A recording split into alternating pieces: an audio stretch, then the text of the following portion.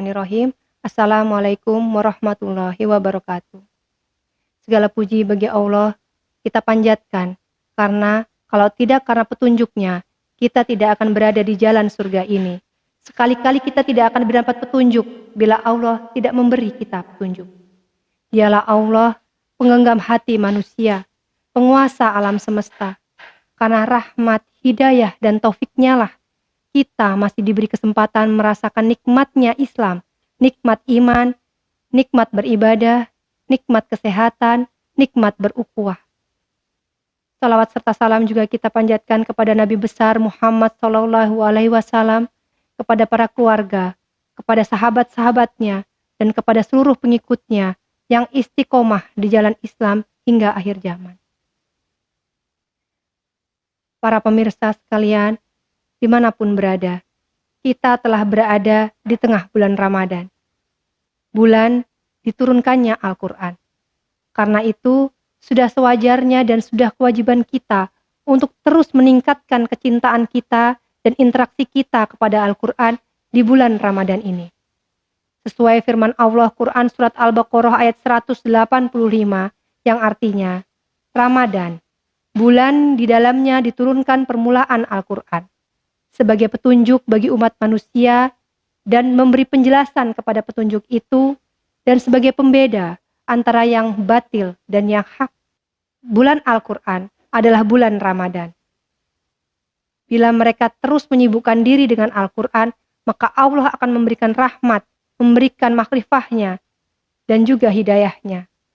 Sesuai hadis qudsi dari riwayat Ahmad dan Tabrani yang bunyinya, barang siapa yang disibukkan dengan Al-Quran hingga tidak sempat meminta kepadaku, maka pasti akan aku berikan apa-apa yang terbaik kepadanya yang diminta oleh hamba-hambaku yang meminta. Dan keutamaan kalam Allah terhadap seluruh kalam-kalam lainnya adalah seperti keutamaan Allah dibanding makhluk-makhluknya. Selain itu, sabda Rasulullah juga di hadis yang lain yang berbunyi, tiadalah suatu kaum berkumpul di rumah Allah, membaca kitab Allah, mempelajarinya, kecuali ketenangan akan diturunkan kepada mereka. Malaikat akan menyebut-nyebut mereka dan malaikat akan menaunginya. Hadis riwayat Muslim. Marilah saudara-saudaraku sekalian, di bulan suci ini, di bulan Ramadan ini, kita terus tingkatkan kecintaan kita dan kesibukan kita dengan Al-Quran. Kesibukan pertama yang kita bisa lakukan dengan Al-Quran adalah sibuk membacanya. Terutama di bulan suci Ramadan ini, keutamaan mereka-mereka yang banyak menghatamkan Al-Quran sangat dianjurkan sesuai dengan sunnah Rasul dari hadis riwayat Mutalak alaih yang artinya, mereka yang mahir membaca Al-Quran dan banyak membacanya, maka dia bersama malaikat yang mulia. Sedangkan mereka yang sulit membacanya atau terbata-bata dalam membacanya, maka dia mendapatkan 2 pahala. Kesibukan selanjutnya dengan Al-Quran yang bisa kita lakukan adalah dengan mentadaburinya. Sesuai dengan Quran Surat Shad ayat 29 yang artinya, inilah kitab yang kami turunkan kepadamu dengan penuh berkah, dan agar kamu mentadaburi ayat-ayatnya, dan agar menjadi peringatan bagi orang-orang yang berakal.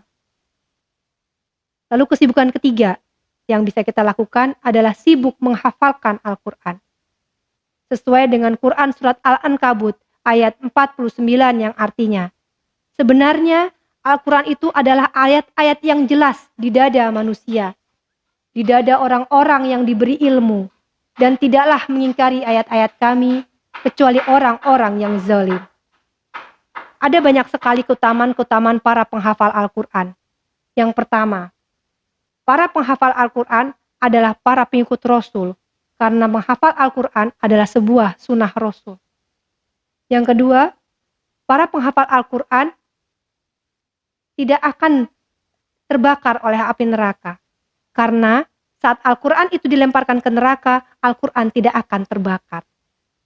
Yang ketiga, Al-Quran memberi syafaat bagi para penghafalnya di yaumul hisab kelak. Yang keempat, Al-Quran, para penghafal Al-Quran disamakan seperti Nabi Posisinya sama seperti Nabi, mulia seperti Nabi, hanya saja mereka tidak diberi wahyu. Para penghafal Al-Quran juga mendapat kemuliaan bagi orang tuanya. Jadi para orang tua dari para penghafal Quran di akhirat kelak akan mendapat mahkota kemuliaan.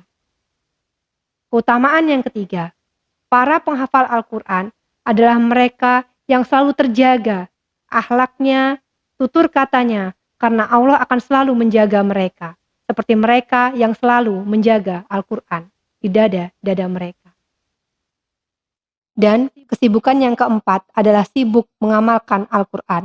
Sesuai dengan Quran surat Al-Ankabut ayat 44. Yang artinya, dan inilah Al-Quran, kitab yang kami turunkan, yang diberkati. Maka ikutilah dia, maka kelak kamu akan mendapat rahmat. Kesibukan yang kelima, yaitu sibuk mengajarkan Al-Quran. Sesuai dengan hadis riwayat Ahmad dan Nasai yang artinya, sebaik-baik kalian adalah yang belajar Al-Quran dan yang mengajarkannya. Semoga Allah memudahkan kita untuk terus berinteraksi dengan Al-Quran, untuk terus meningkatkan kecintaan kita kepada Al-Quran, baik di bulan Ramadan ini maupun di 11 bulan berikutnya. Karena para sahabat pernah bertanya, Rasulullah menyampaikan bahwa di kalangan manusia ada keluarga Allah. Lalu sahabat bertanya, siapakah mereka ya Rasulullah? Mereka adalah Ahlul Quran. Mereka adalah keluarga Allah dan orang-orang yang terdekat dengannya. Semoga kita termasuk ke dalam golongan-golongan itu. Walau alam bisawab. Saya akhiri, mohon maaf bila ada kata-kata yang salah. Billahi taufik wal hidayah. Assalamualaikum warahmatullahi wabarakatuh.